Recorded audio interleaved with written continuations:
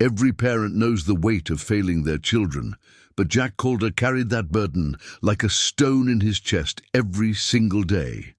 When his estranged father died and left him just $1 in the will, that stone grew heavier. It felt like the final proof that he'd never be enough for anyone who mattered. Jack thought that single crumpled bill was his father's last cruel joke. He was wrong. When a mysterious lawyer showed up at his door months later, everything changed. The lawyer had a message about hidden treasure and looking in places Jack never thought to search. His father hadn't abandoned the family after all. He'd been playing a 30-year game that only Jack could finish. But what if the real prize wasn't money? What if his father had been trying to teach him something far more valuable all along?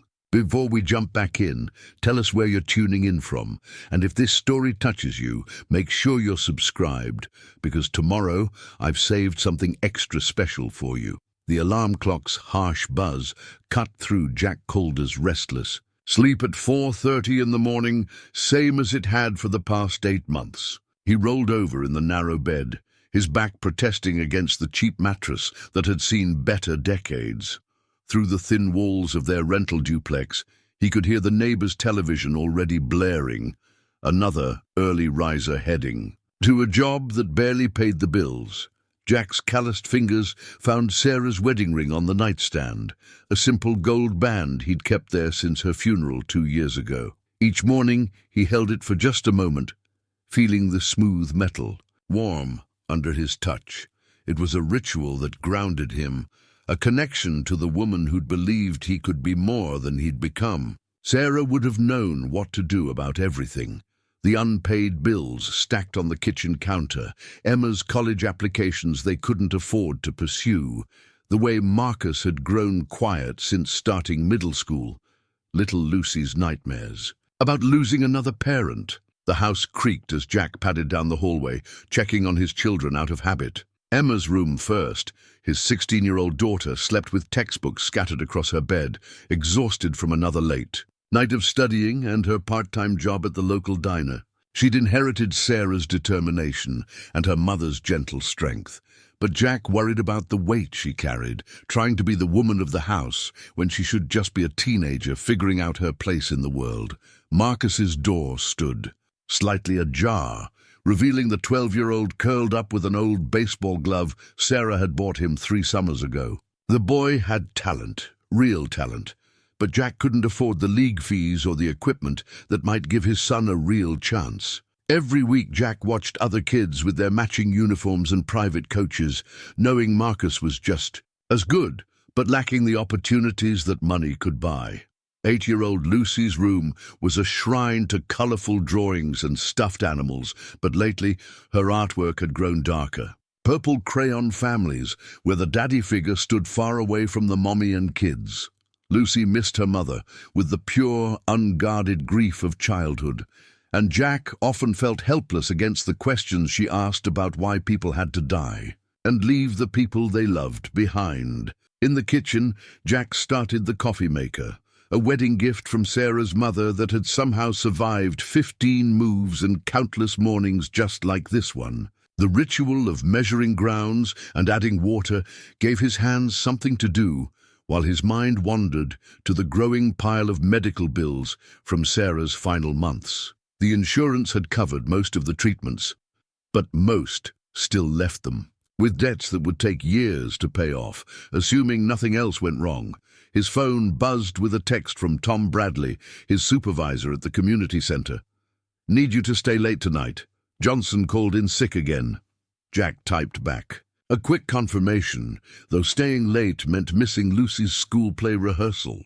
Another small failure to add to the growing list of moments he couldn't give his children. The Seaside Community Center had been Jack's lifeline after Sarah died, and he'd lost his job at the construction company. Night janitor wasn't glamorous work, but it paid enough to keep food on the table and the lights on mostly. The center served families like his, working parents who needed somewhere safe for their kids after school, seniors who gathered for meals and conversation, teenagers looking for alternatives to the streets. Jack had grown to appreciate the quiet dignity of the place, even if mopping floors and emptying trash cans wasn't what he'd imagined doing at 42. Mrs. Chen from next door knocked on the kitchen window, holding up a covered dish with a knowing smile. The elderly woman had appointed herself the unofficial grandmother to Jack's children, appearing with homemade meals whenever she sensed the family was struggling more than usual. Her own grandchildren lived across the country, and she'd transferred all her nurturing energy to the Calder family. Jack opened the back door, accepting the warm casserole with gratitude that always made his throat tight. "You work too hard, Jack," she said in her gentle, accented voice. "Children need their father present, not just providing." She was right, of course. Emma had started making decisions about her future without consulting him.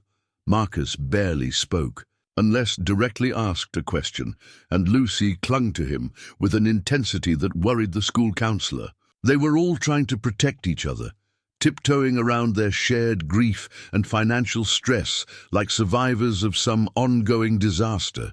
The morning routine unfolded with practiced efficiency. Emma emerged from her room already dressed for school, grabbing a piece of toast and her backpack in one fluid motion.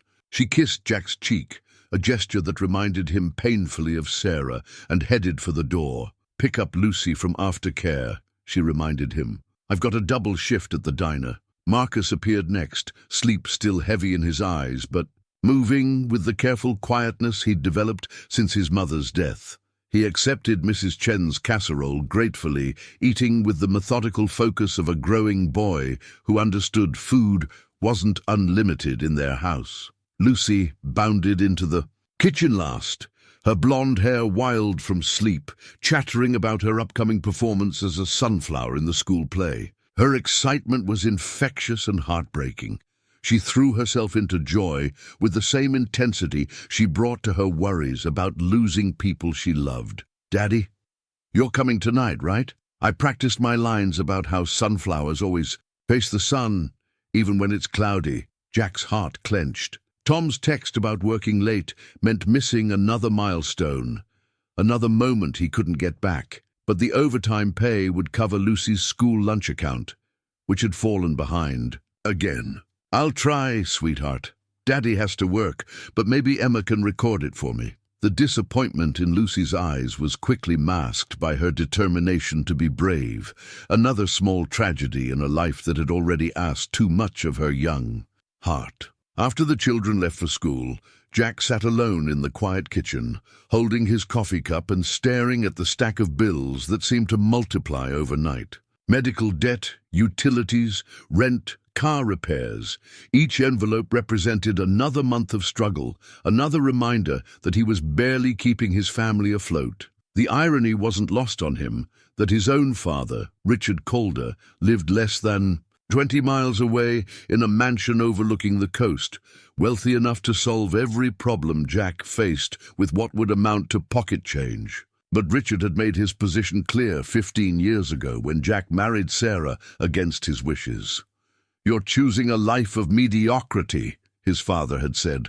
"Don't come crawling back when reality sets in." Jack had been too proud to crawl back, even when reality had indeed set in with devastating completeness. Sarah's illness had drained their savings, her death had shattered their family's stability, and Jack's own health had suffered under the weight of grief and financial stress. But asking Richard for help would mean admitting his father had been right about everything, and that admission felt like a betrayal of Sarah's memory and his own dignity. The coastal town of Beacon Point had been Jack's childhood home, but it had changed over the years, gentrified by wealthy retirees and summer residents who drove up property values and drove out families like his. The community center stood as one of the few remaining places where working families could find support and connection, but even it struggled with funding cuts and deferred maintenance. Jack's phone buzzed again,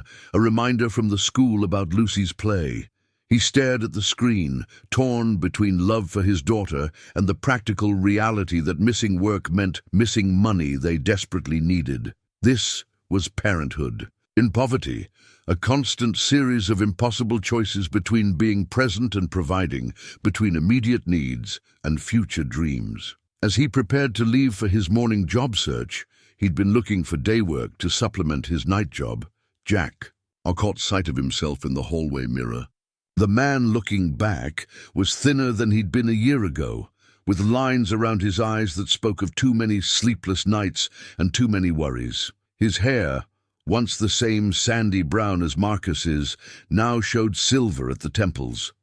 He looked older than his 42 years, worn down by circumstances that seemed determined to break him.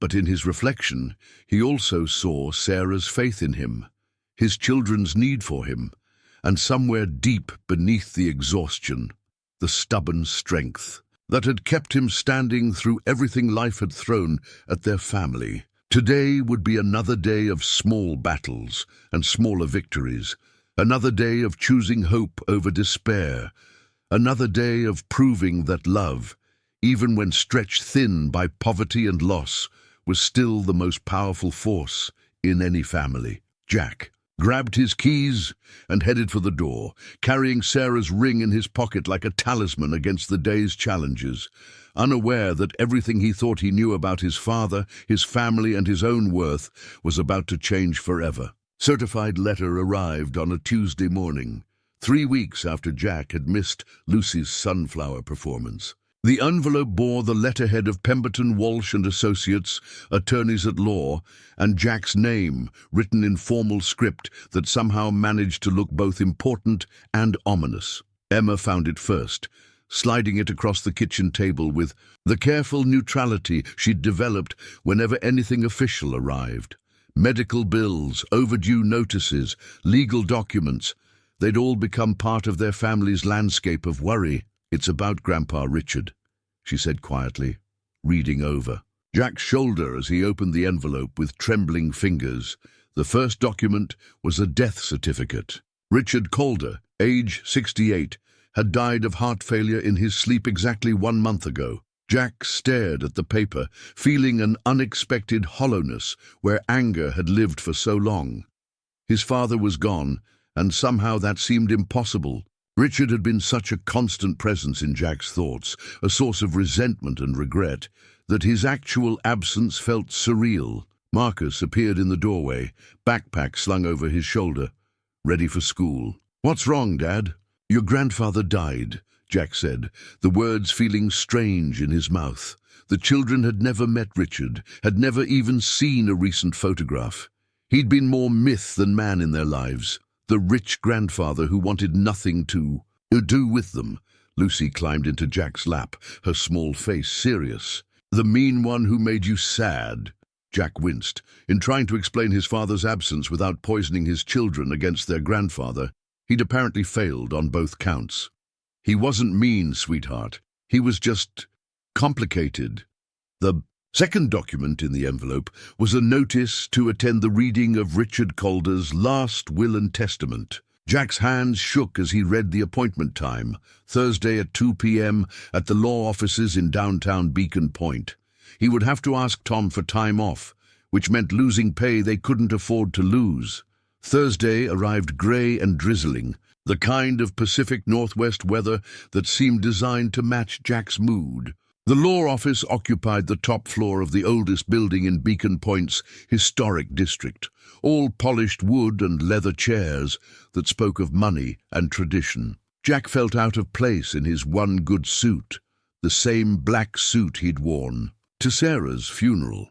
The receptionist, a woman with perfectly styled silver hair, directed him to a conference room where several other people had already gathered. Jack recognized a few faces from the newspaper's society pages, board members from various charities, local business leaders, people who moved in Richard's world of wealth and influence. Mr. Pemberton, a distinguished man in his 70s, entered, carrying a thick folder and wearing the solemn expression reserved for such occasions. "Thank you all for coming. We're here today to execute the final wishes of Richard Harrison Calder." Jack half listened as Pemberton read through the formal language of legal documents. Richard's vast estate, valued at over $50 million, would be distributed among various charitable organizations. The Children's Hospital would receive 10 million. The food bank would get 5 million. The scholarship fund for local students would receive another 5 million. Jack found himself grudgingly impressed, despite his resentment. At least his father had done some good with his wealth, even if he'd never shared any of it with his own son and grandchildren. And finally, Pemberton continued, his voice taking on a slightly different tone, to my son, Jack Harrison Calder, I leave the sum of $1, along with this message. Some gifts require understanding before they can be received. The room fell silent. Jack felt heat rise in his cheeks as every face turned toward him. $1. His father's final insult, delivered in front of a room full of strangers who now knew exactly how little Richard Calder had thought of his only child. Pemberton slid a crisp $1 bill across the polished table. It looked obscenely small against the dark wood, like a joke that had gone too far. Jack stared at it, feeling the weight of everyone's eyes on him. I'm sorry, Jack said, standing abruptly. I can't. He walked out of the conference room without taking the dollar, leaving behind the whispered conversations and pitying looks. In the elevator, alone, he leaned against the wall and closed his eyes.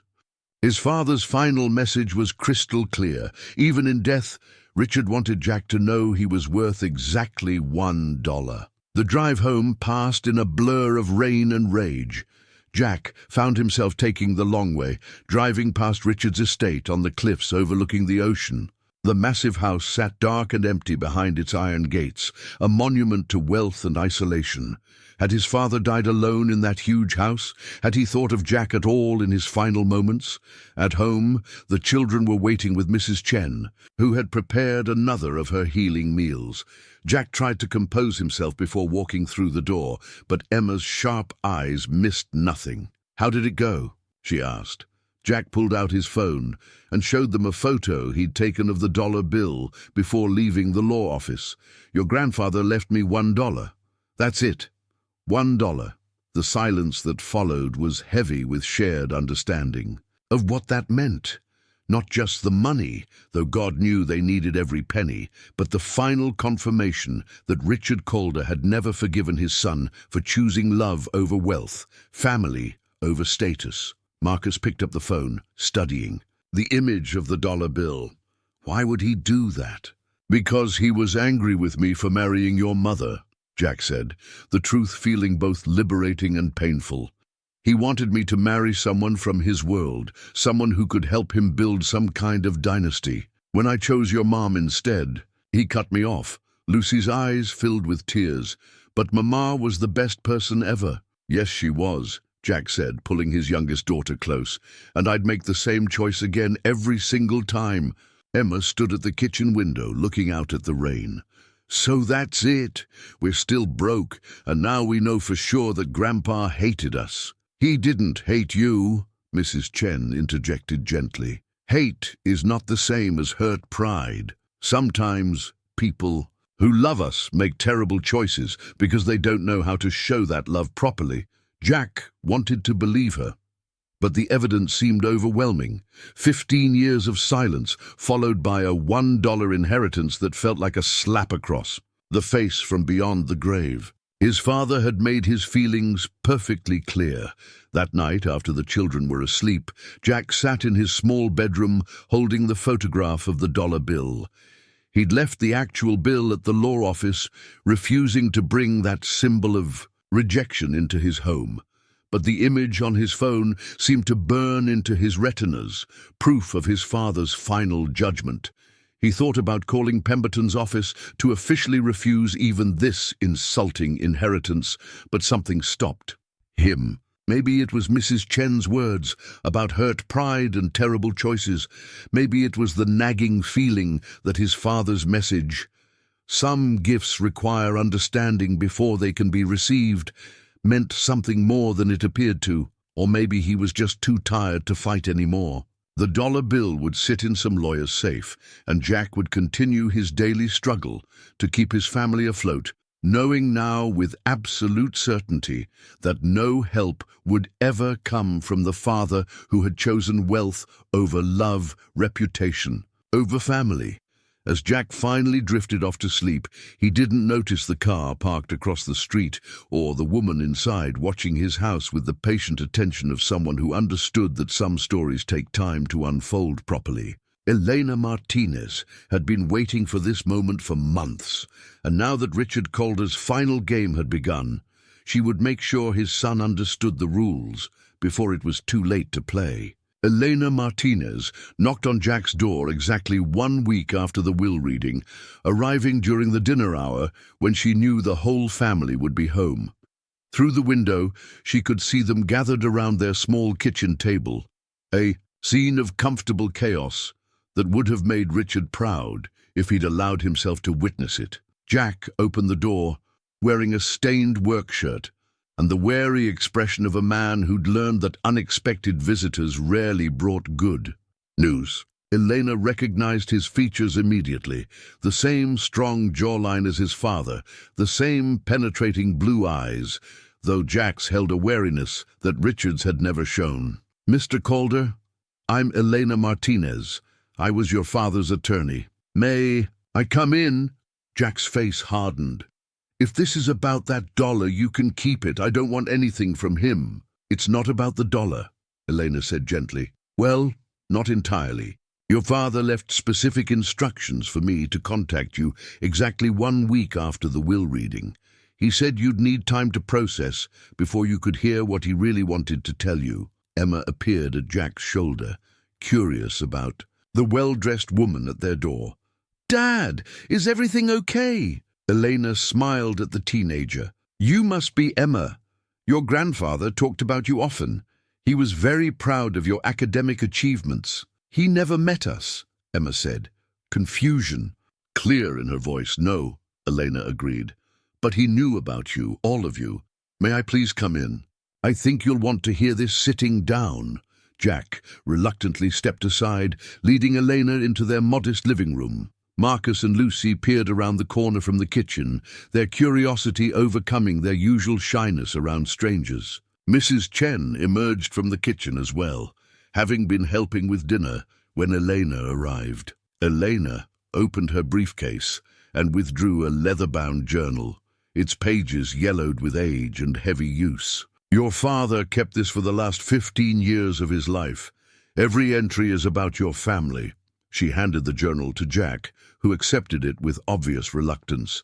The leather was soft and worn, clearly handled frequently. Jack opened it to a random page and found his father's familiar handwriting. March 15th, 2019. Jack's boy Marcus hit a triple in today's game. Watched from the parking lot. The kid has natural talent. Reminds me of Jack at that age. Wish I could tell him how proud I am.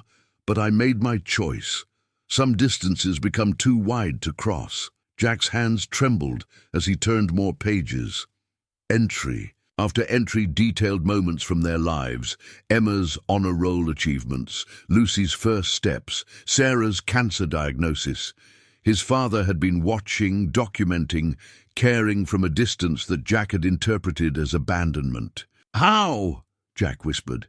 "He hired investigators," Elena explained. "Not to intrude, but to stay informed. He attended every school play from the back row, every baseball game from the parking lot. He knew about Sarah's illness before you did." Her oncologist was a family friend. Lucy climbed onto the couch beside Jack, looking at the journal with wide eyes. "Grandpa wrote about us?"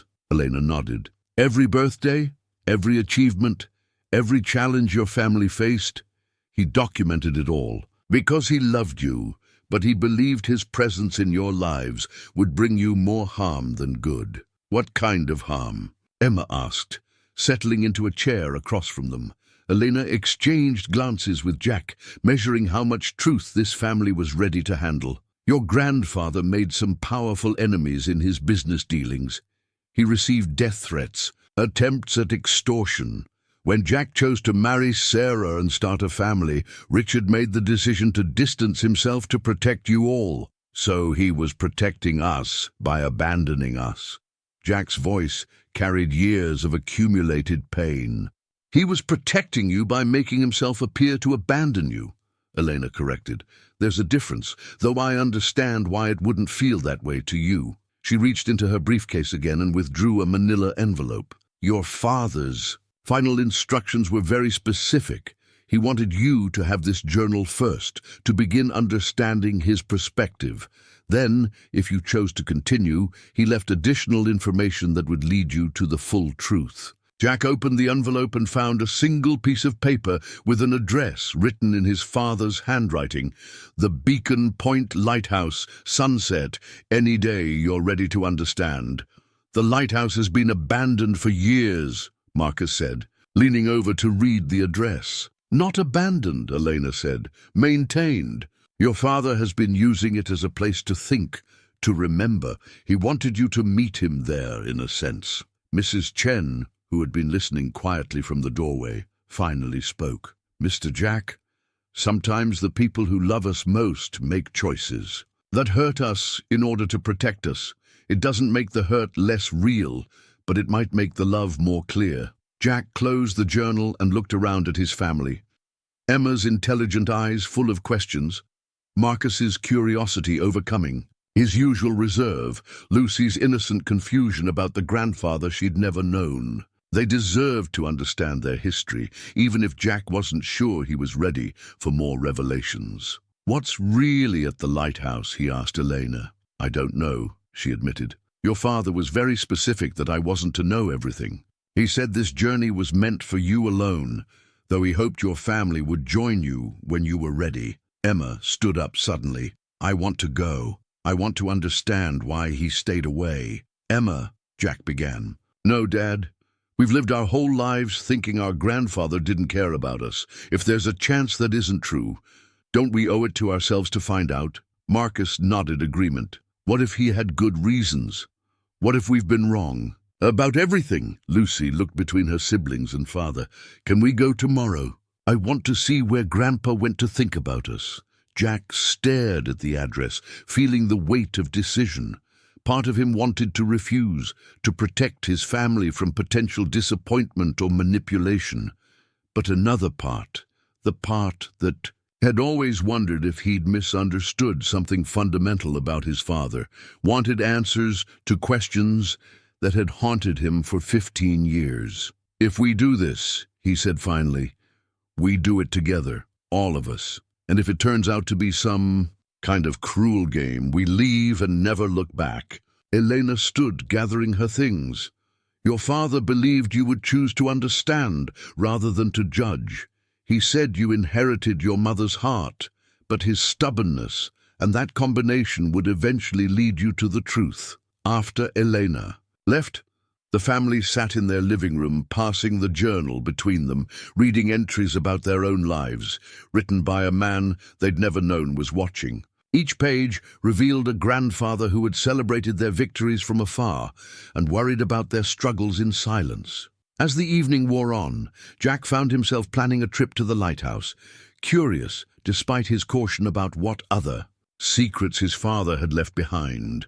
The $1 inheritance was beginning to feel less like an insult and more like the first move in a game whose rules he was only beginning to understand. The lighthouse stood sentinel on Beacon Point's highest cliff, its white tower stark against the grey morning sky. Jack parked their old Honda in the sandy lot, remembering childhood visits when the lighthouse had still been operational. Now it looked weathered but not abandoned. Someone had clearly been maintaining the structure. Emma carried her grandfather's journal, having appointed herself the family historian for this expedition. Marcus brought his baseball glove, a nervous habit he'd developed since Sarah's death. Lucy clutched Jack's hand as they approached the lighthouse door, her usual chatter subdued by the gravity of the moment. The door stood slightly ajar, and Jack pushed it open cautiously. Inside, the circular room had been transformed into something between a study and a shrine. Comfortable chairs surrounded a small table, and the walls were covered with photographs, hundreds of them, all featuring Jack's family across the years. "Oh, my God," Emma whispered, moving closer to examine the pictures. There was Jack at his high school graduation, unaware that his father sat in the back row of the auditorium. Sarah, in her wedding dress, photographed from a distance as she left the church. The children's school pictures, birthday parties, Christmas mornings, all captured by someone who cared enough to be present but remained invisible. Lucy pointed to a recent photo of herself performing in the school play. Grandpa was there. "But I looked for you, Daddy, and you weren't there." Jack's throat tightened. His father had been at Lucy's performance, the one Jack had missed because of work. While Jack was emptying trash cans and mopping floors, Richard had been in the audience, watching his granddaughter bloom under the stage lights. Marcus found a section of wall dedicated to his baseball games. Action shots of him at bat, sliding, into second base, celebrating with teammates. "He knew about baseball," Marcus said wonderingly. "Look, Dad, he even kept my stats." A handwritten chart tracked Marcus's batting average, RBIs, and stolen bases across 3 seasons. Notes in the margins revealed his grandfather's analysis. Natural power hitter, needs work on patience at the plate. Reminds me of Jack's swing. At that age, Emma discovered a small desk tucked into an alcove, its surface covered with college brochures and scholarship applications. Her name was written across the top of several forms, along with detailed financial calculations in Richard's neat handwriting. "He was planning to help with college," she said, her voice barely audible. "Look, he researched every scholarship I might qualify for, calculated the gaps, figured out how to make it work." Jack moved deeper into the room, overwhelmed by the evidence of his father's hidden involvement in their lives. A section near the window contained medical documents, Sarah's treatment records, insurance claims, hospital bills. Red ink marked several entries. "Paid in full, RC." He helped with "Mom's medical bills?" Jack asked aloud, though no one could answer. Behind the medical files, Jack found a stack of letters tied with a blue ribbon. The return address made his heart stop. Sarah Calder, their old address from when they'd first moved to the rental house. With trembling fingers, Jack untied the ribbon and opened the first letter. Sarah's familiar handwriting filled the page. "Dear Richard, I know Jack would be furious if he knew I was writing to you. But someone needs to bridge this gap between 2 stubborn men who love each other too much to admit it. Jack talks about you, more than he realizes, wondering if you're proud of him, hoping you'll call, checking the newspaper for mentions of your business. He married me despite your disapproval, but he's never stopped wanting your approval. I think you know that. I also think you know that staying away is hurting him more than whatever business troubles you're trying to protect us from. Your son is a good man, Richard. The best man I know. He works 2 jobs to keep our family afloat, reads bedtime stories, with voices that make the children giggle, and holds me when the cancer treatments make me too sick to be strong. You would be proud of the father he's become. I'm writing because I want you to know your grandchildren before it's too late. Emma has your intelligence and Jack's heart. Marcus has your competitive spirit, but tempers it with kindness. Lucy sees the world with wonder that reminds me of Jack when we first met. I don't know how much time I have left, but I know I don't want to waste any of it on family feuds that serve no one. Please consider reaching out. Jack needs his father, even if he's too proud to admit it. With hope, Sarah Jack's vision blurred as he read letter after letter. Sarah had maintained a correspondence with Richard throughout her illness, updating him on the children's activities, sharing photos, and gently advocating for reconciliation between father and son. Richard's responses were carefully preserved. In a separate bundle, his handwriting revealed a man struggling between love and fear. Dear Sarah, your letters are both a gift and a torment. To know my grandchildren through your words, to see their faces in the photographs you send, fills a void I've carried since Jack chose his path. But you don't understand the stakes. The Kowalski family still bears grudges from the shipping deal that went bad in 1995. They've made it clear that anyone I care about becomes a target. Keeping my distance keeps you safe. I've arranged for anonymous assistance with your medical expenses. Please don't tell Jack. His pride would never accept help from me, even indirectly. I've also established trust funds for the children's education, to be accessed when they reach 18. You ask me to reach out, but what if my presence brings danger to your door? What if the men who threatened me decide to use my family against me? I couldn't live with myself if my selfishness put you or the children at risk. Please give my love to Jack, though I know you can't tell him it comes from me. Richard.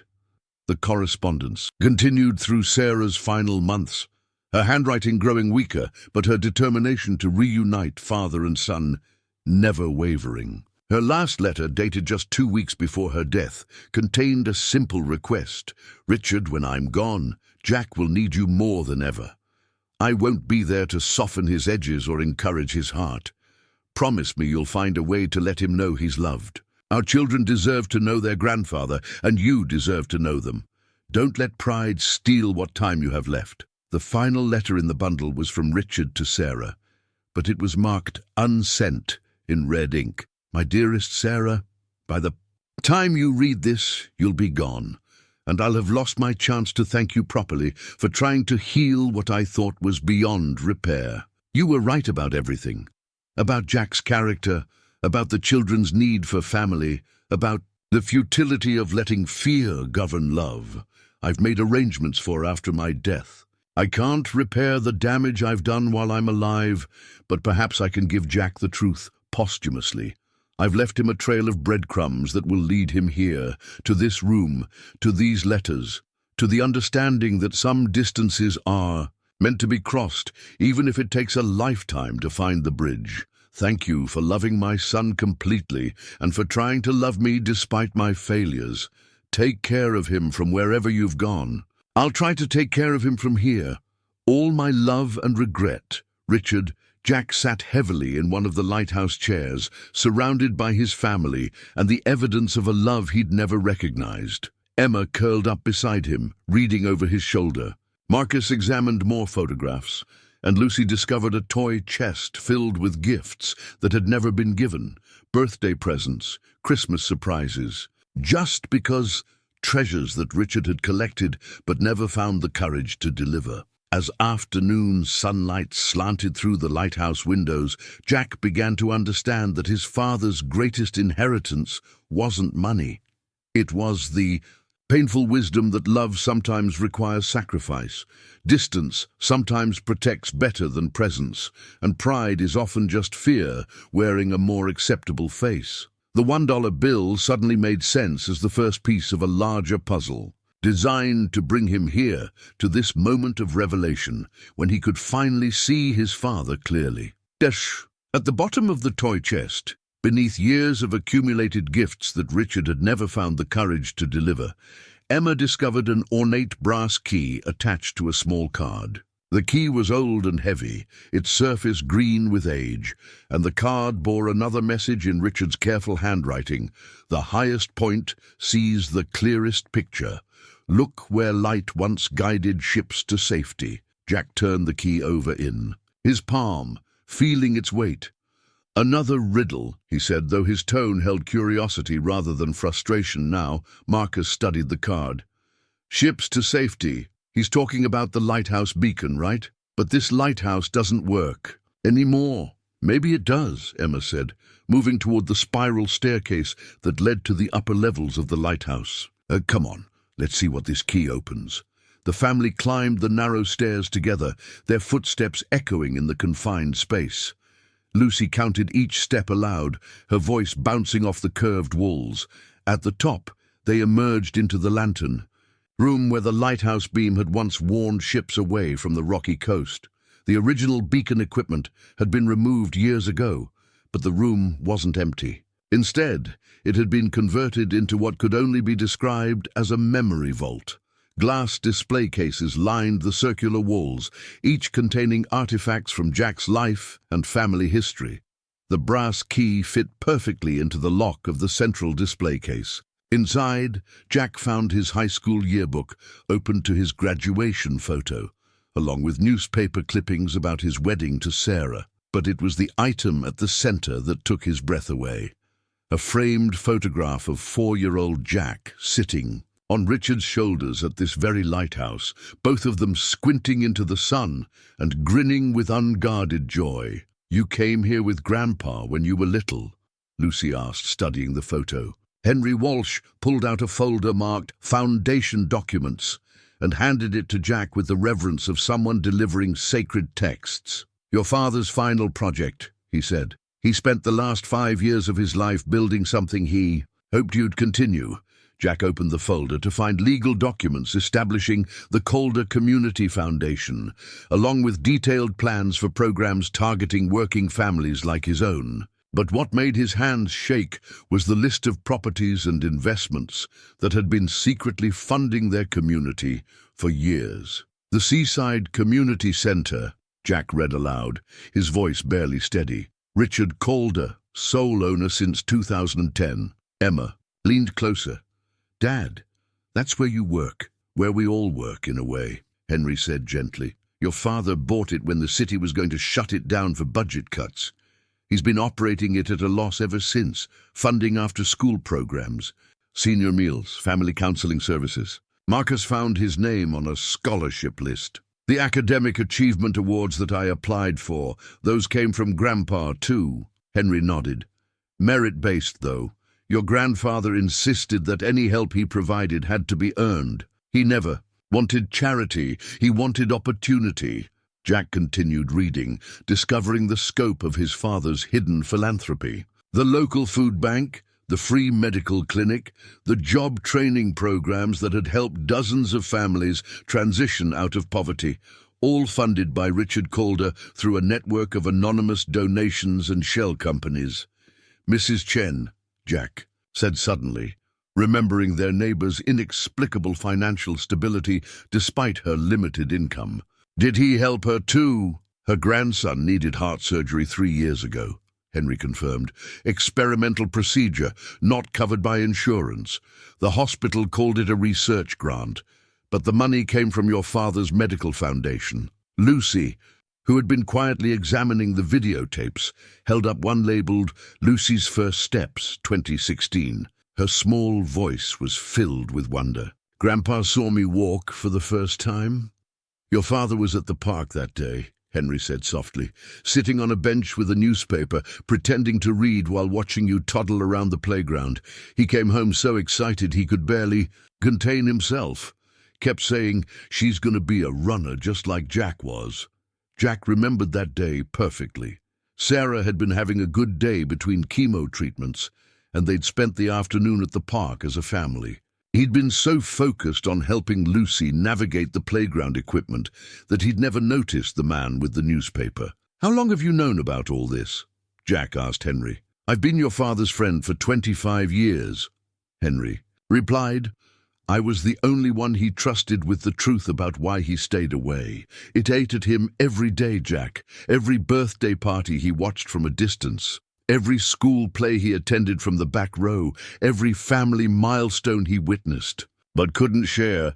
It broke his heart a little more each time." Henry moved to a wall display that Jack hadn't noticed before.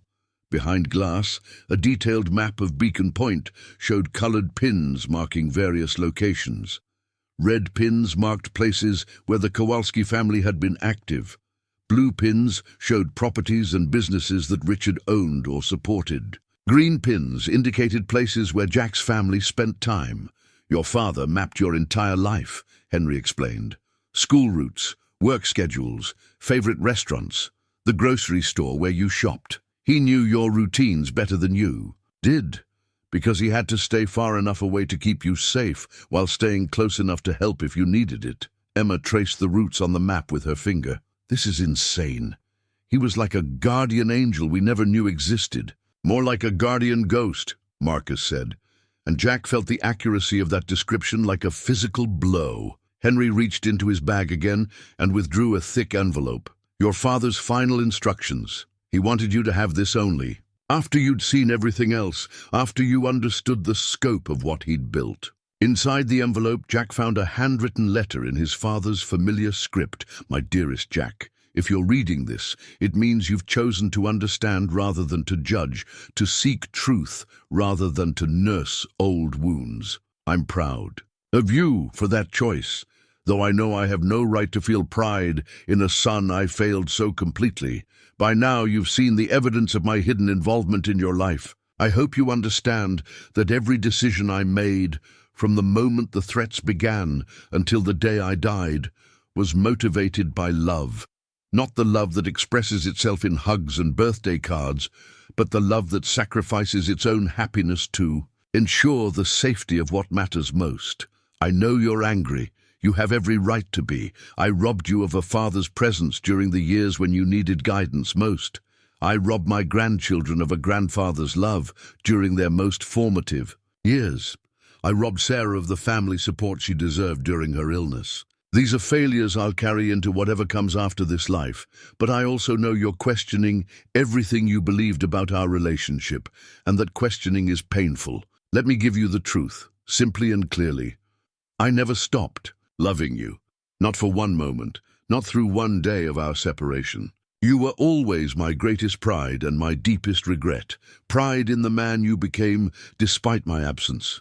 Regret that my presence would have endangered the very qualities that made me proud. The foundation you've discovered is my attempt to give you something more valuable than money.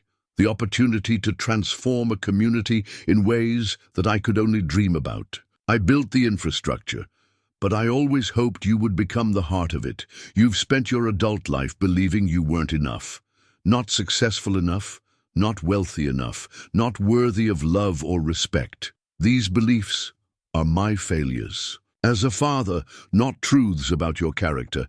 You are everything I hoped you would become, a devoted father, a loyal husband, a man who works honestly and loves completely. The real inheritance isn't the money, Jack.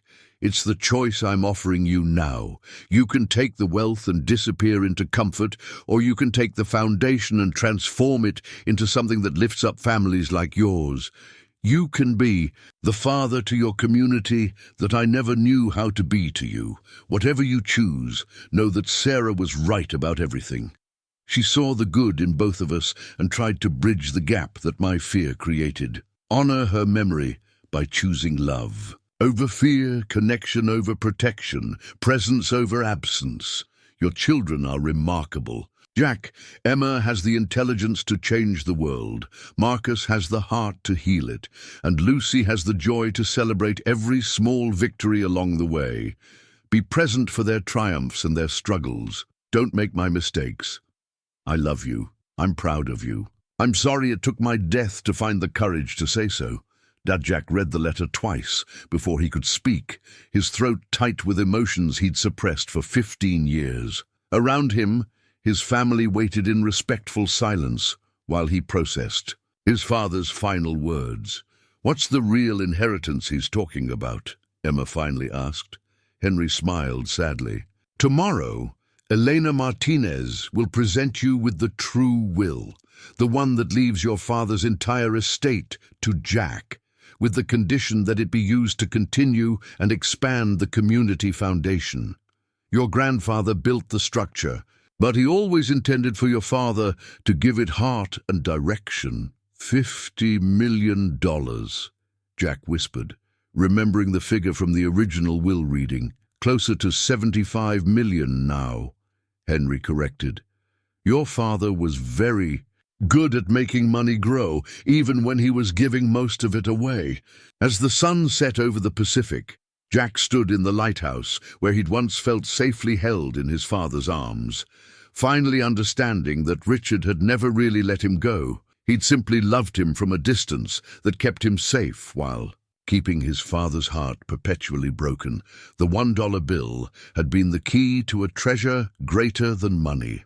The knowledge that he had been loved completely, protected fiercely, and trusted ultimately to carry forward a legacy of service that could transform not just his own family's life, but the lives of everyone in their community who struggled as they had struggled. Elena Martinez arrived at the lighthouse as the last rays of sunlight painted the ocean in shades of gold and crimson. She carried a briefcase that seemed heavier than her previous visits, and her usual composed demeanor showed cracks of anticipation mixed with apprehension. "I see Henry has prepared you for what comes next," she said, observing Jack's tear-stained face and the scattered documents around the lighthouse room. Jack held up his father's letter. "He says there's a real will, that the $1 was never the actual inheritance." Elena set her briefcase on the small table and opened it with deliberate care. "Your father was many things, Jack, but he was never cruel. The public will reading was theatre, necessary theatre, but theatre nonetheless." She withdrew a document thick with legal seals and ribbon. "This is Richard Harrison Calder's true last will and testament, witnessed and notarized, filed under seal until such time as—" "You completed his final test?" "Test?" Emma asked, moving closer to read over Elena's shoulder. "He needed to know you would choose understanding over bitterness," Elena explained, "that you would seek truth rather than nurse grievances. The man who wrote angry letters demanding his rightful inheritance wasn't ready for this responsibility. The man who spent days in a lighthouse reading love letters between his parents and understanding the complexity of sacrifice, that man might be." Elena opened the document and began reading the formal language, but the essential truth was simple and staggering.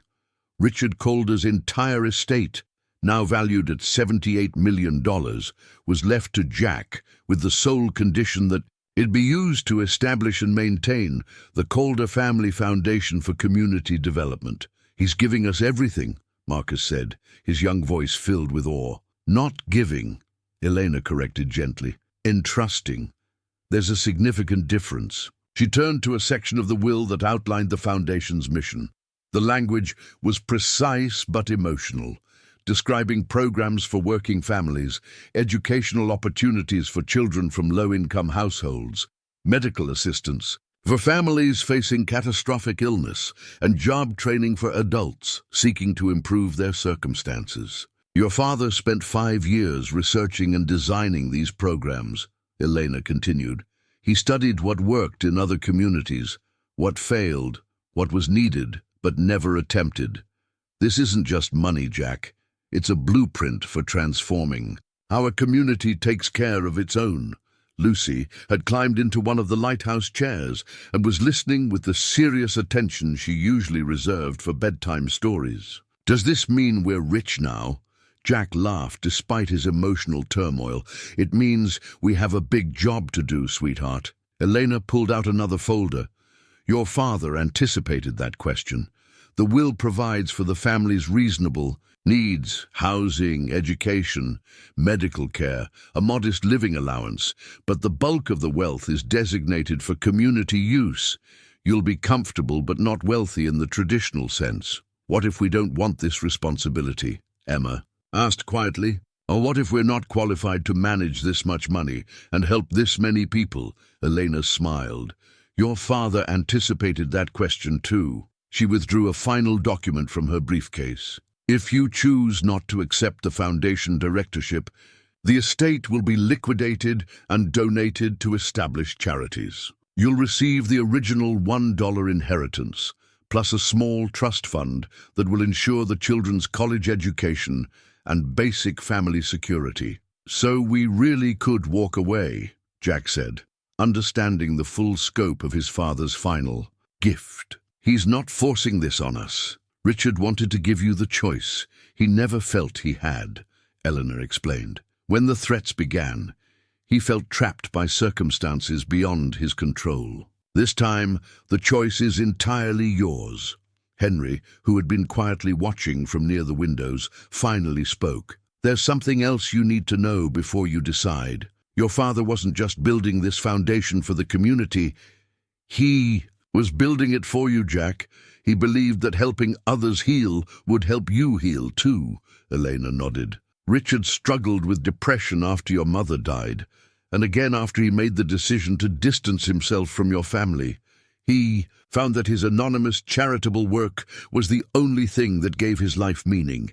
He hoped it might do the same for you." Jack walked to the lighthouse windows, looking out over the community where he'd struggled and survived, where his children were growing up with the same challenges he'd faced. Below, the lights of Beacon Point were beginning to twinkle in the gathering dusk. Working families like his, gathering around dinner tables, helping with homework, tucking children into bed with the quiet hope that tomorrow might be a little easier than today.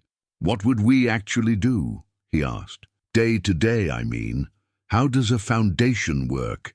Elena had clearly prepared for this question. Your father envisioned you as the executive director, making decisions about which families to help and how to help them. Emma could oversee educational programs when she's ready. Marcus could develop youth sports and mentorship initiatives. Even Lucy could contribute as she grows older. We'd work together? Marcus asked, his voice carrying hope. As a family, Elena confirmed. Your father believed that the best way to strengthen a community was to strengthen families, and the best way to strengthen families was to give them meaningful work to do together. Henry moved to join Jack at the window. Your father used to stand right here and imagine what it would look like if every family in Beacon Point had what they needed. Not just money, but opportunity, dignity, hope. He designed the foundation. To make that vision possible, Jack thought about Mrs. Chen's grandson, whose heart surgery had been funded by his father's anonymous generosity. About Tom Bradley, whose daughter's scholarship had given her a chance at college. About the dozens of families who used the community center's programs without ever knowing they were benefiting from his father's hidden love. There's one more thing, Elena said softly.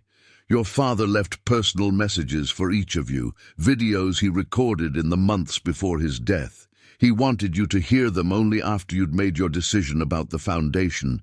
She gestured toward a vintage television set that Jack hadn't noticed before, tucked into an alcove with a collection of videotapes labeled with their names. Emma picked up the tape marked for Emma and turned it over in her hands. What if we watch them and then decide we can't live up to what he wanted?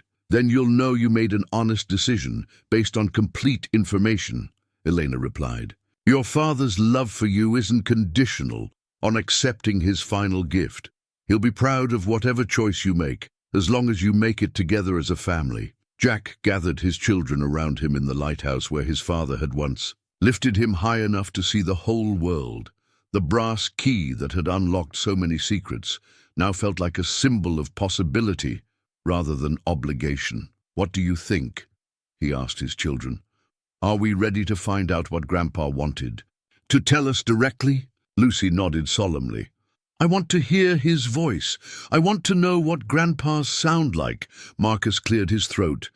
I think we should watch the videos first, then decide about the foundation. We need all the information. Emma looked around.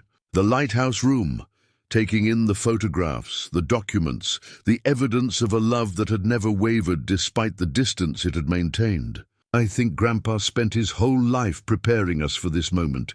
Maybe it's time we stopped being afraid of it. As Elena loaded the first videotape into the player, Jack realized that his father's greatest inheritance wasn't money or property, or even the foundation itself.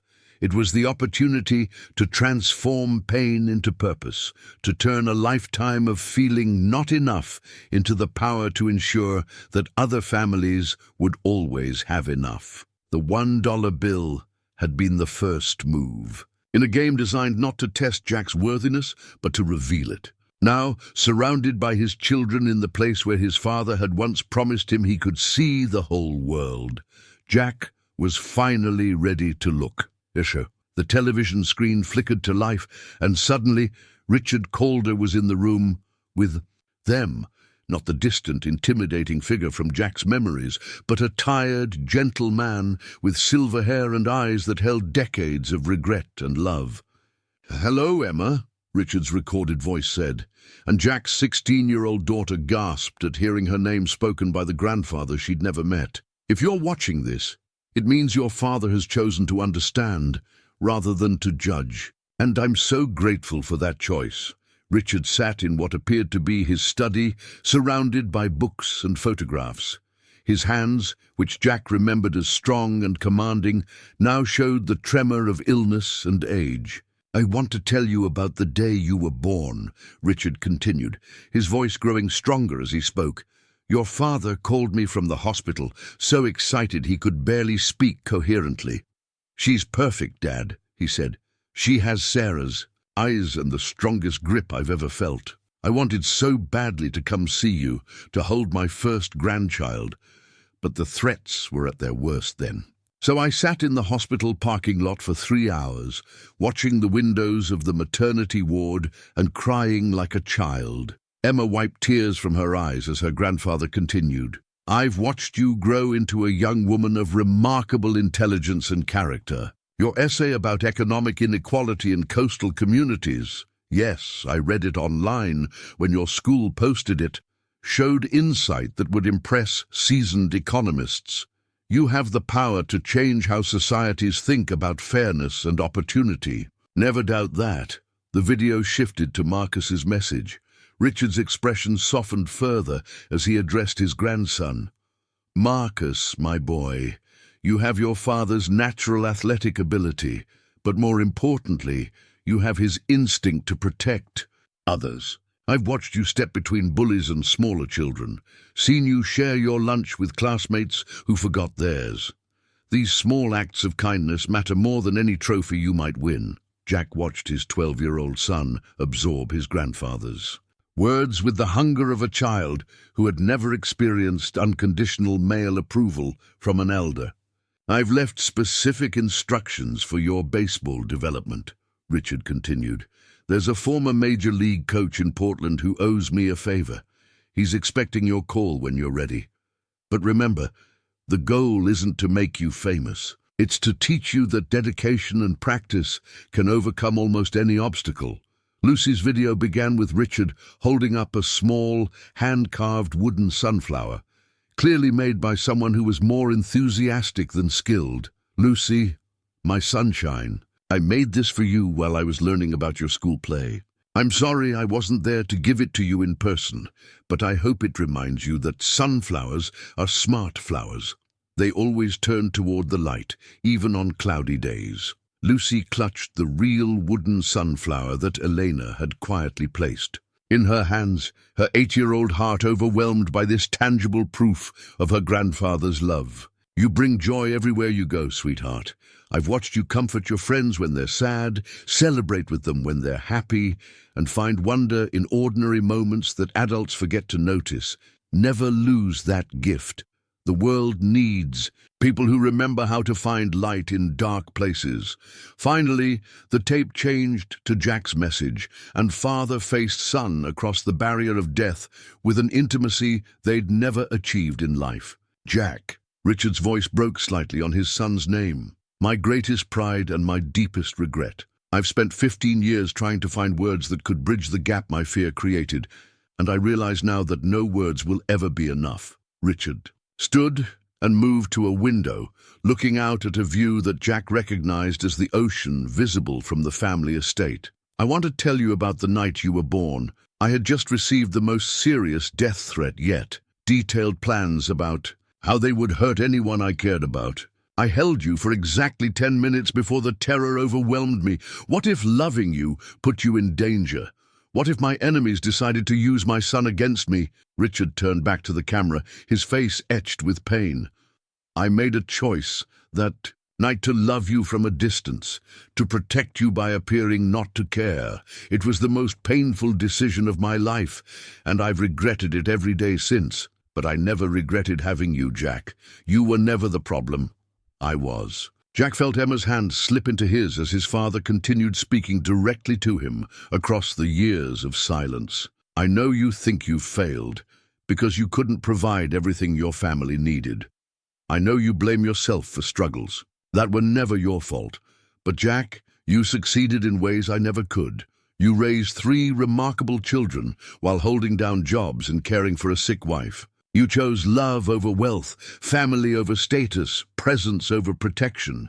You made every choice I was too afraid to make." Richard sat back down, leaning forward as if he could somehow close the physical distance between them. "The foundation isn't Charity, son. It's recognition.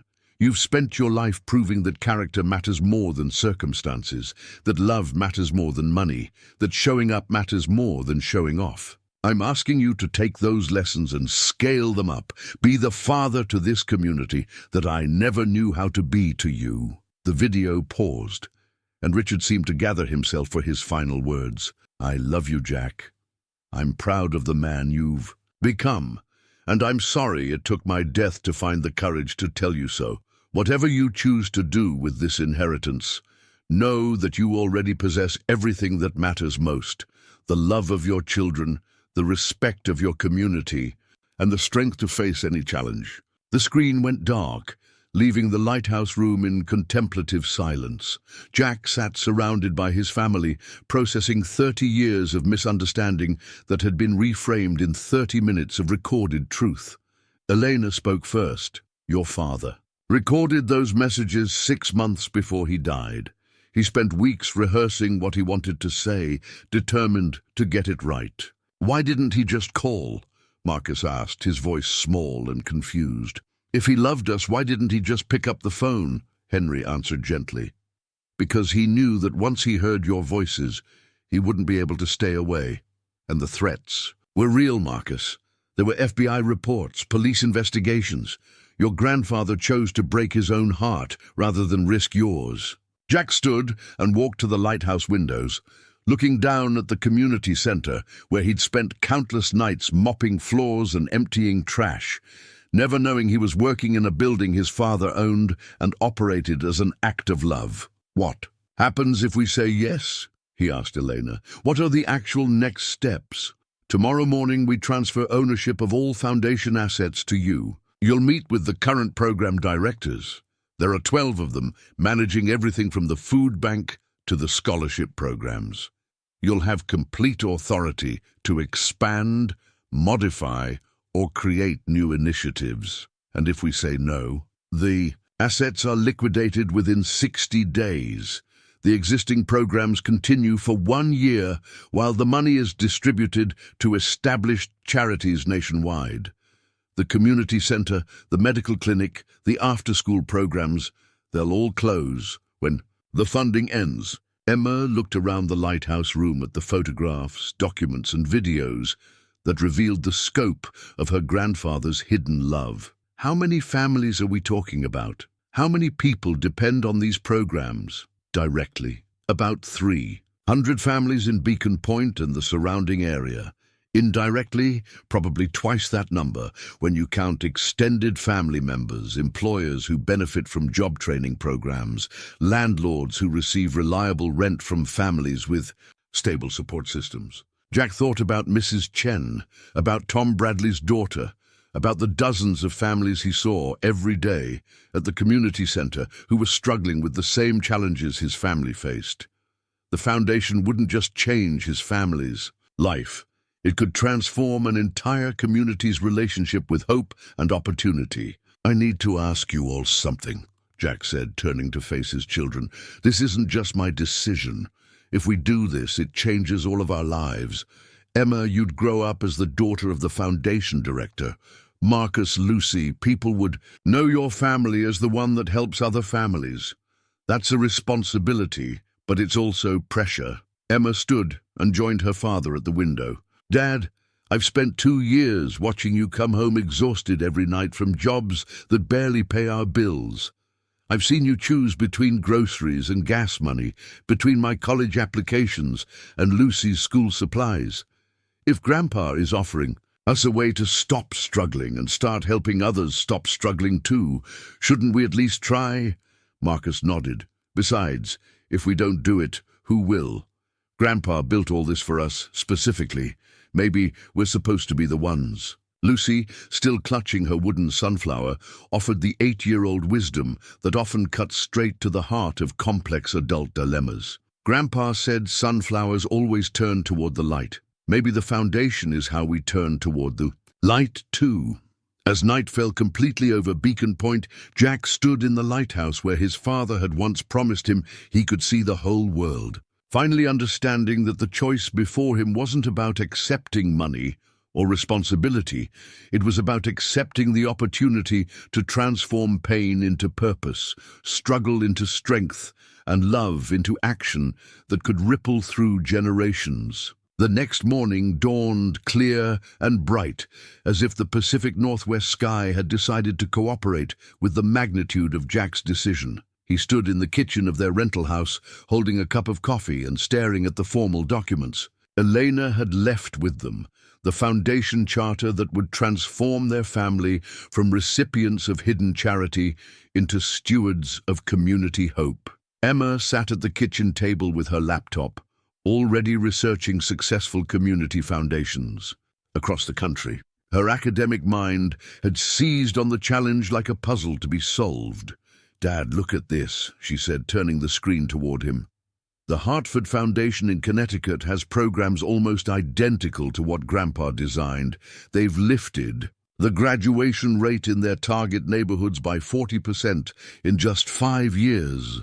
Marcus emerged from his bedroom carrying his baseball glove and the wooden sunflower Lucy had reluctantly let him borrow. "I keep thinking about what Grandpa said about dedication and practice, overcoming obstacles. Maybe he meant the foundation, too, not just baseball." Lucy bounded into the kitchen with the energy of someone who had made peace with complexity through the simple logic of childhood. "Are we going to say yes? Because I already drew a picture of our new house for Mrs. Chen." Jack smiled, despite his nerves. "What did you draw, sweetheart?" "A big house with lots of rooms so people can come visit when they need help. And a garden where Mrs. Chen can grow vegetables for families who don't have enough food." The innocence of Lucy's vision cut through Jack's remaining uncertainty. His daughter had instinctively understood what the foundation could become, not just a source of financial assistance, but a place where community members could find dignity, support, and connection. Elena arrived at exactly 9 o'clock, carrying a briefcase and the calm efficiency of someone who had spent months preparing for this moment. Behind her came Henry Walsh and a woman Jack didn't recognize. Elderly, well-dressed, with the bearing of someone accustomed to important decisions. "This is Margaret Donovan," Elena said. "She's been the interim director of the foundations. He programs since your father's death. If you choose to accept the directorship, she'll help transition you into the role." Margaret stepped forward with a warm smile. "Your father spoke of you often, Jack. He was confident you'd make the right choice, whatever that choice might be." They gathered around the kitchen table, and Elena opened her briefcase with ceremonial care. Inside were 2 sets of documents. One, transferring the foundation assets to Jack, the other executing the liquidation plan if he declined the responsibility. "Before you sign anything," Margaret said, "I want you to understand what you'd be taking on. The foundation currently supports 12 major programs and about 40 smaller initiatives. The administrative work requires attention to detail, financial oversight, and constant community engagement. It's not just about giving money away, it's about building relationships, understanding needs, and measuring impact." Emma leaned forward. "What's the hardest part of the job?" "Saying no," Margaret replied immediately. "Every day people ask for help. Good people, deserving people, people with genuine needs. But resources are finite, even large resources. You have to develop the wisdom to distinguish between help that creates dependency and help that creates opportunity." Jack thought about his own family's experience with his father's hidden assistance. The medical bills that had been mysteriously paid, the subsidized rent that had provided stability without eliminating the need for Jack to work. His father had understood the delicate balance between support and self-reliance. "What's the most rewarding part?" Marcus asked. Margaret's face lit up. "Watching families transform. I remember the Henderson family. Father lost his job in the mill closure, mother working 2 part-time jobs with no benefits. We helped with emergency expenses while the father went through our job training program. 18 months later, he's a certified electrician, earning more than he ever made at the mill. Their daughter just got a foundation scholarship for community college." "Grandpa would have loved that story," Lucy said solemnly. Elena spread the Foundation charter across the table. The decision is yours, Jack, but I need an answer today. The interim arrangements expire at midnight, and the Foundation's operations can't continue in limbo. Jack looked around the table at his children, seeing Sarah's strength in Emma's determination, his own cautious optimism in Marcus's questions, and something entirely new in Lucy's innocent wisdom. They had survived Sarah's death, financial hardship, and his father's complicated legacy.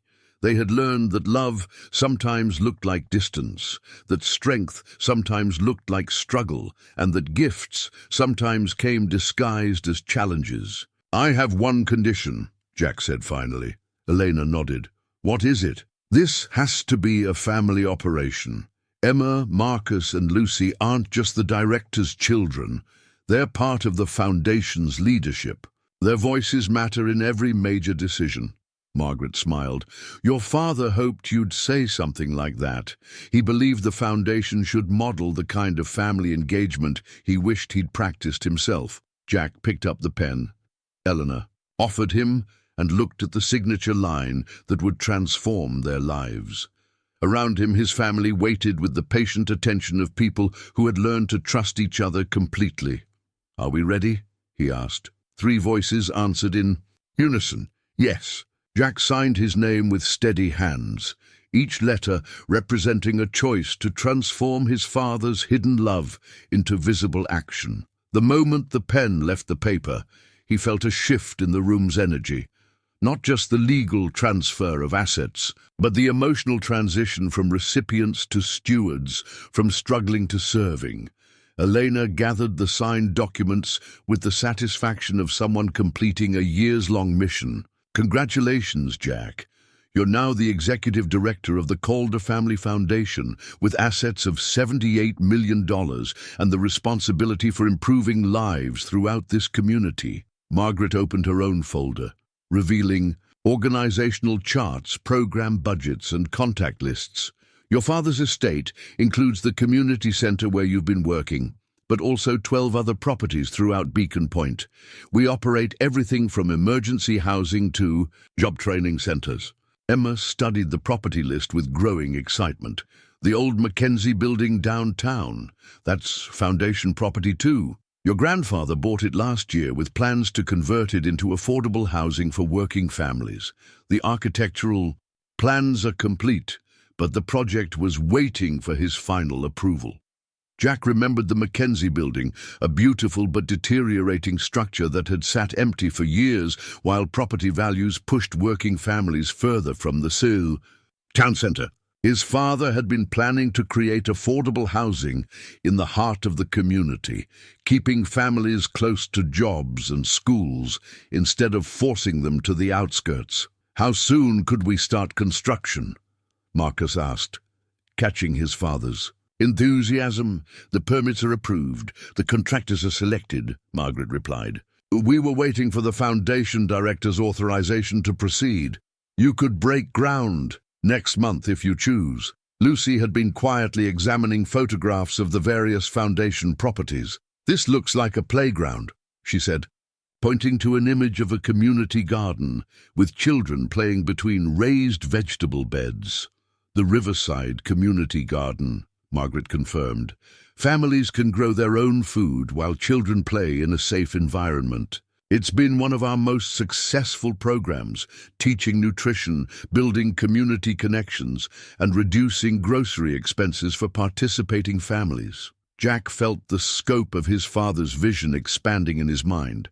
This wasn't just charity, it was community architecture, designed to strengthen the social fabric that connected neighbors to each other and families to opportunity. Henry Walsh, who had been quietly observing the legal proceedings, finally spoke. "Your father spent 5 years designing these programs, but he always said the real test would be what happened after he was gone. He believed you'd find ways to improve and expand everything he'd started." Elena handed Jack a set of keys, literal keys to buildings, vehicles, and offices throughout Beacon Point.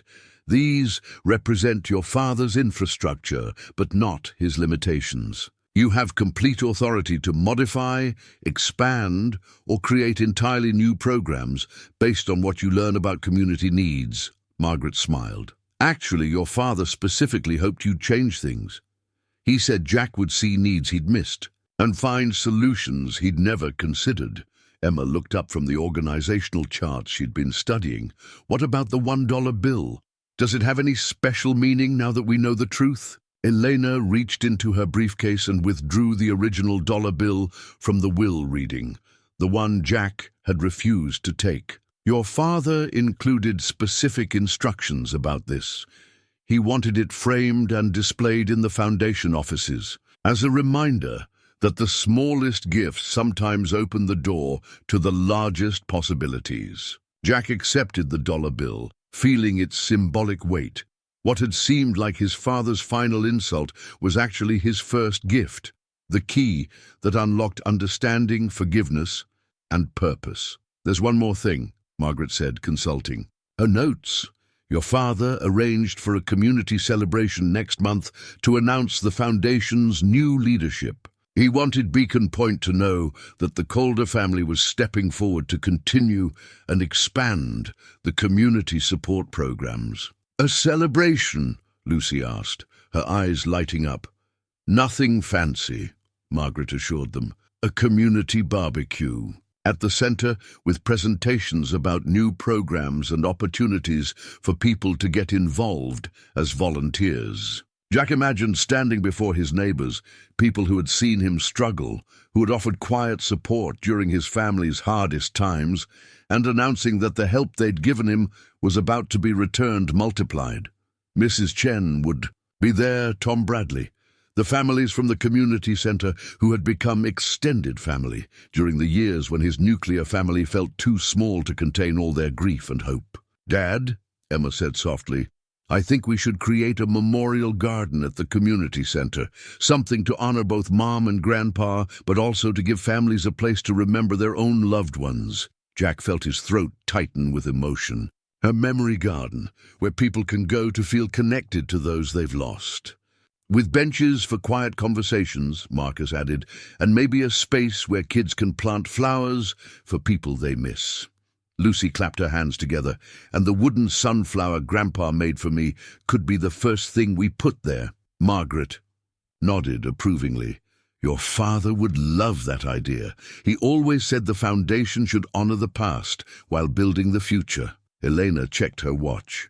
I'm afraid I need to head back to the office to file these documents, but congratulations, Jack. Your father spent years wondering if you'd forgive him enough to accept his final gift. I think he'd be overwhelmed by how quickly you've embraced not just the gift, but the opportunity to improve upon it. After Elena left, the family sat around their kitchen table, the same table where they'd shared modest meals and worried about bills, now planning how to help other families facing the same challenges.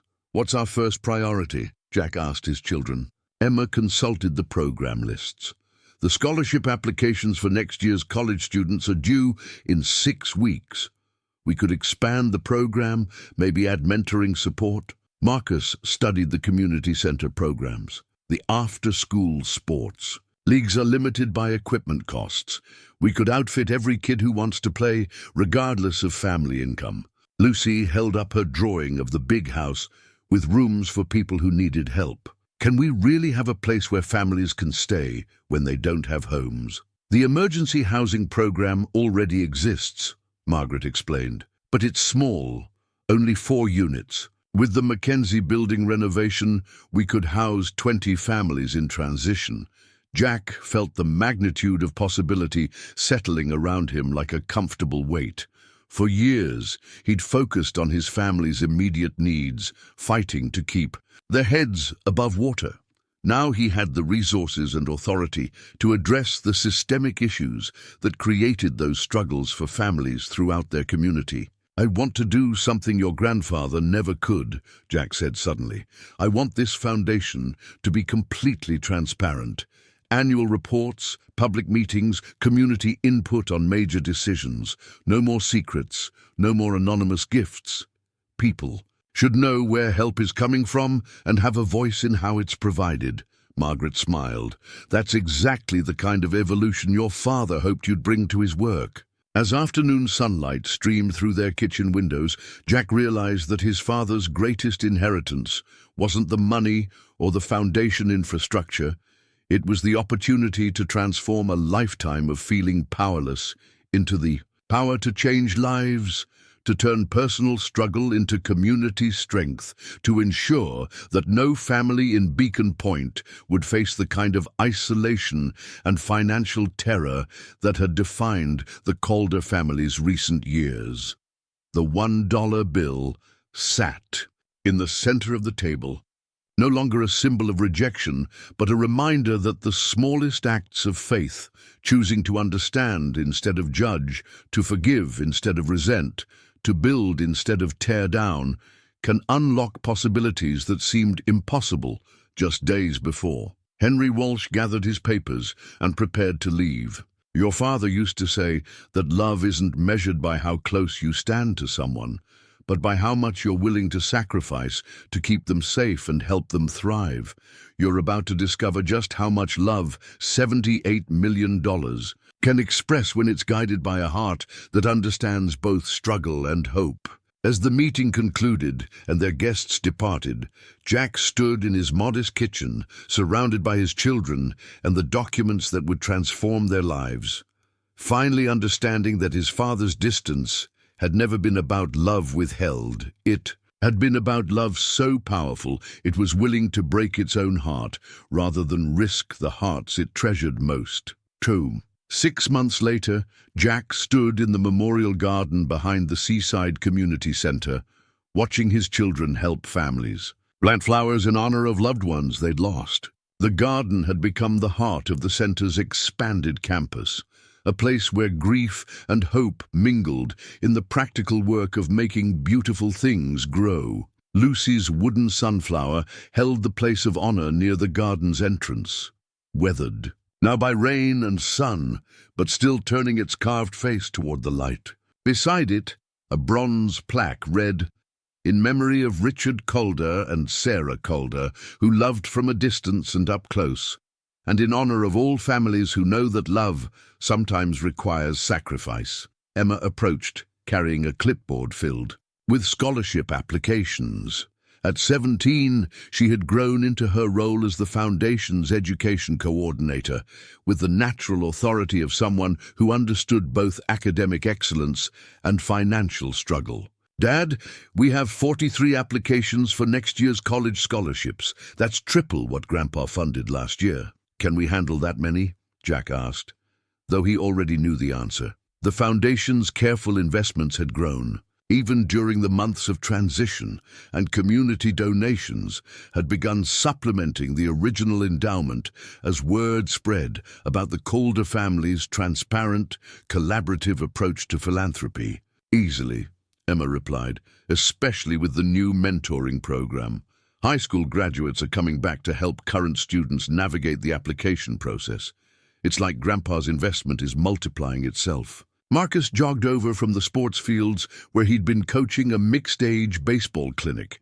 His natural athletic ability had translated into genuine teaching skill, and the Foundation's expanded sports programs now served twice as many children as the previous year. "Mrs. Chen wants to know if she can start a cooking class in the community kitchen next month. She says teaching kids to prepare healthy meals on a budget is just as important as giving their families food assistance." Jack smiled, remembering their elderly neighbor's quiet wisdom during their family's darkest days. Mrs. Chen had become the Foundation's unofficial community liaison, connecting staff with families who needed help but were too proud to ask directly. "Tell her yes and ask if she needs any special equipment."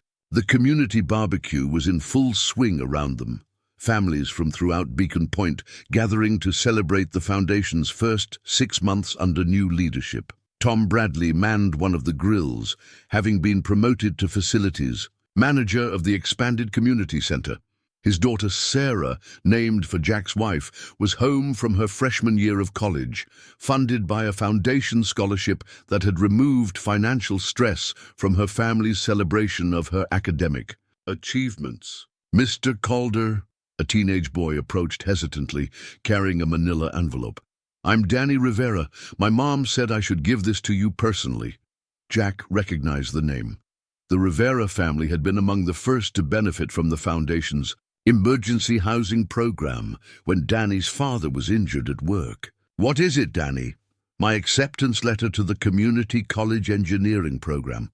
With the Foundation scholarship, I can start in the fall. The boy's voice carried the same mixture of disbelief and gratitude that Jack remembered feeling when he'd first understood the scope of his father's hidden gifts. That's wonderful news. Your mother must be proud, she cried, Danny admitted. Happy crying, though.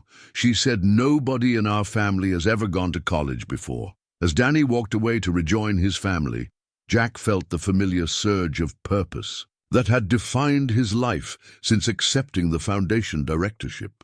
Each success story, each family stabilized, each dream made possible, they all felt like conversations with his father, proof that Richard's complicated love had been transformed into something simple and powerful, the ability to say yes when families needed help most. Elena Martinez approached, carrying a leather-bound journal similar to the one Richard had kept. Your 6-month report for the board, she said, handing it to Jack. I think your father would be amazed by what you've accomplished. Jack opened the journal to find detailed reports on every Foundation program, but also something new. Personal reflections he'd been writing about the families they'd helped, and the lessons he was learning about community leadership. Without realizing it, he'd begun documenting the Foundation's work the same way his father had documented their family's life. The numbers are impressive, Eleanor continued. Emergency assistance provided to 47 families, job training completed by 32 adults, housing transitions facilitated for 18 families, college scholarships awarded to 23 students. But more importantly, the community surveys show something your father never achieved. People know where the help is coming from, and they feel empowered to participate in decisions about how it's provided. Lucy ran up to them, her cheeks flushed with excitement from helping younger children plant marigolds around the memorial stones. Daddy, Mrs. Patterson wants to know if we can help her start a book club for kids whose parents work night shifts. She says reading together would be good for families who don't see each other much during regular hours. What do you think, sweetheart? Lucy considered the question with the seriousness she brought to all Foundation matters. I think books help people understand each other better, and maybe some of the parents could join when they're not working. Jack added Mrs. Patterson's suggestion to his mental list of new programs to explore. The Foundation's responsiveness to community-generated ideas had become one of its defining characteristics, ensuring that help flowed toward genuine needs, rather than administrative assumptions about what families required. As evening approached and the barbecue wound down, Jack found himself standing where his father had once stood, watching his children play among families whose lives had been touched by Calder generosity, but seeing the scene clearly instead of from a fearful distance. Emma was helping elderly residents plan a community garden expansion. Marcus was organizing the sports equipment with the careful attention of someone who understood its value. Lucy was reading a picture book to a group of younger children, her voice carrying the confidence of someone who had always known she was loved completely. The $1 bill now hung framed in Jack's office, but its lesson lived in every Foundation decision, the smallest acknowledgments of love when received, with open hearts, can unlock possibilities that transform not just individual families, but entire communities. His father's final gift hadn't been money. It had been the recognition that Jack possessed everything necessary to turn struggle into strength, isolation into connection, and private pain into public healing. In his jacket pocket, Jack carried a new journal, its first entry written in his own hand. Today we began what Dad couldn't finish, loving our community openly, powerfully, and without fear. The children understand what I'm still learning, that the best way to honor those we've lost is to love those we can still help. Standing in the garden where grief and hope grew side by side, Jack finally understood that his father's greatest inheritance was the simple truth that love, when expressed through action rather than proximity, can reach across any distance and heal wounds that seemed permanent. The foundation would continue long after Jack was gone, but its heart would always be the recognition that families matter, community matters, and love, however imperfectly expressed, has the power to transform everything it touches.